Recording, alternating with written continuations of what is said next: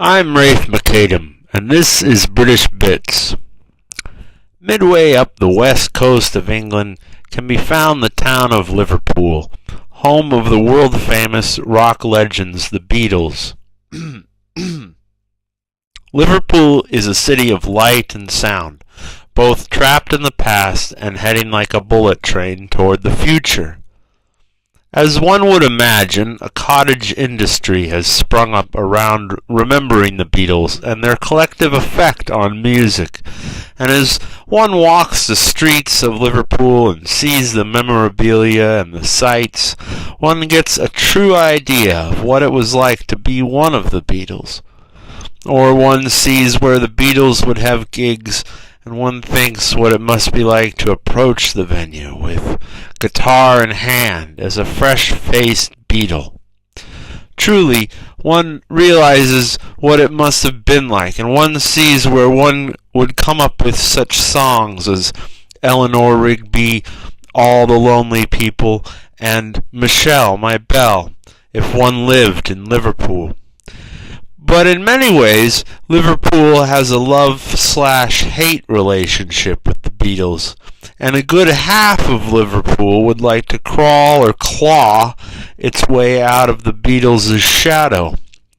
Hence the high crime rate, which is so pervasive. When this journalist visited, he was told to be careful, and especially careful because the Liverpudlians were fans of headbutting and robbery. But make no mistake, Liverpool is also its own entity, and though its residents probably each individually, at least once a day, think some thought about the Beatles, they are also thriving in a bustling environment which also functions as a city in and of itself.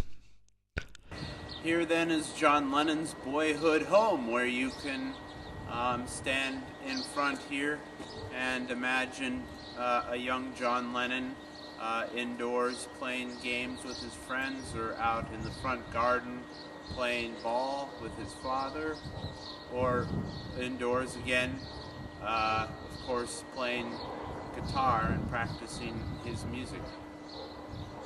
And here too is John Lennon's neighborhood, which certainly would have looked quite a bit different in his day. Let me make a correction. The house you saw in the frame before, in the scene before, was actually Paul McCartney's house. This then is John Lennon's house, where you can imagine John Lennon's childhood home, where you can imagine John Lennon playing ball or playing games or playing guitar, of course. This is British Bits.